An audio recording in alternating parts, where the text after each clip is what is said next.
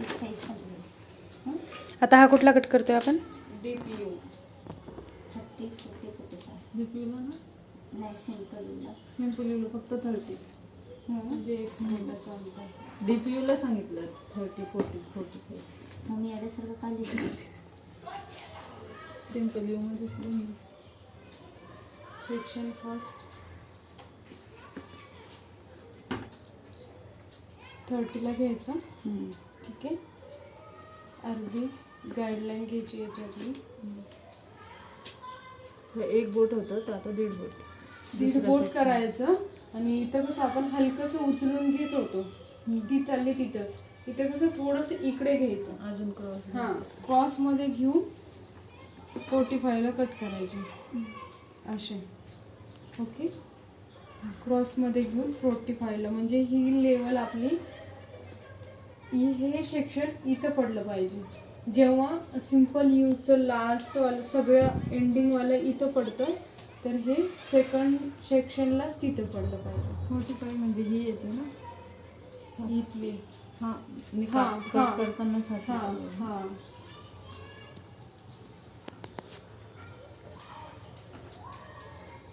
Cross मध्ये घेऊन 45 ला कट करायचा. ओके. त्याच्यानंतर हा 1.5 इंचला म्हणतात का 45? काय म्हणजे इथे येते. आपण थोडी समोरून कापतोय मागून कापणार म्हणजे तिला कसं कळणार ना? बरोबर ना?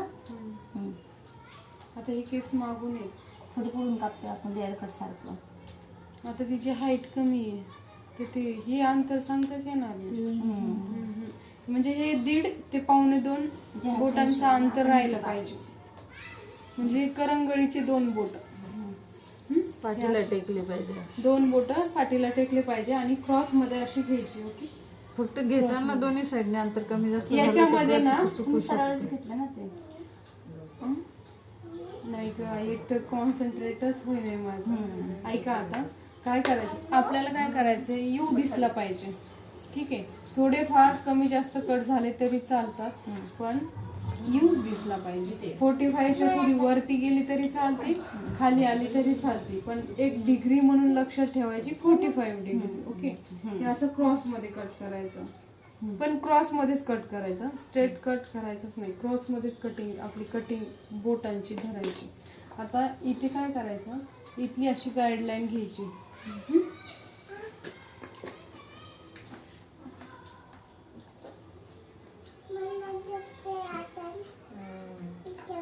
गाईडलाईन पुरते मागे घेऊन कट करायचे तुमच्यासाठी. आता सांगते क्रॉस नाही का कानामागे कानावरून घ्यायचे. गाईडलाईन पुरते मागे कट करायचे.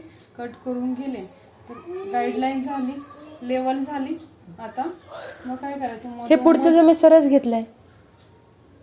ऐक समोरची घेतली मागची गाईडलाईन घेतली कानावरून घेतले. ठीक आहे. जे काय गाईडलाईन येईल ती सरळ कापून घ्यायची. ठीक आहे. इथं आलं लक्षात. आता मी पेपर खाते बघा. तर खूप पेपर नको खाता. खूप छिच्छी. आता हे सगळे घ्यायचे. चॉकलेट नाही आणणार नव्हतं मँगोचं फेकते. कानाची ही बाळी असते का किंवा हे हे वालं सेंटर ह्या तुझ्यासाठी सांगते.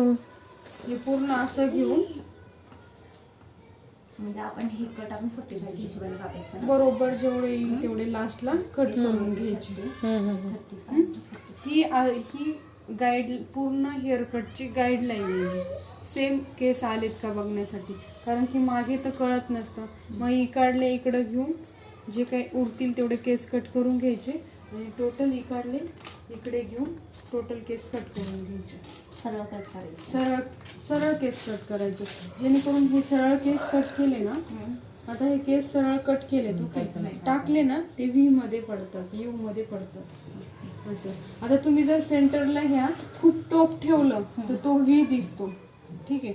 म्हणून लास्टला सगळं चेक करायचं खाली टाकायचं आणि इथं असा यू करून टाकायचं जर शेफ्टी दिसत असेल तर.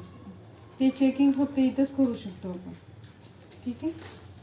हा DPU झाला. DPU मध्ये 45 लक्षात ठेवायचं आणि लास्टला सगळे केस घेऊन हे असे चेक करायचे. पहिले 0 नंतर 35. नंतर 45 का? आणि 50 यूज नाहीच करायचं. आणि सेटिंगला पण हे सगळे असे घ्यायचे, इथं राऊंड करायचं, सेटिंग करायची, सोडून द्यायची, इथंच सेटिंग करायची, मागे घेऊन नाही, पुढे घेऊन नाही, कुठेच नाही. ओके, नेट चालू कर ना. चालू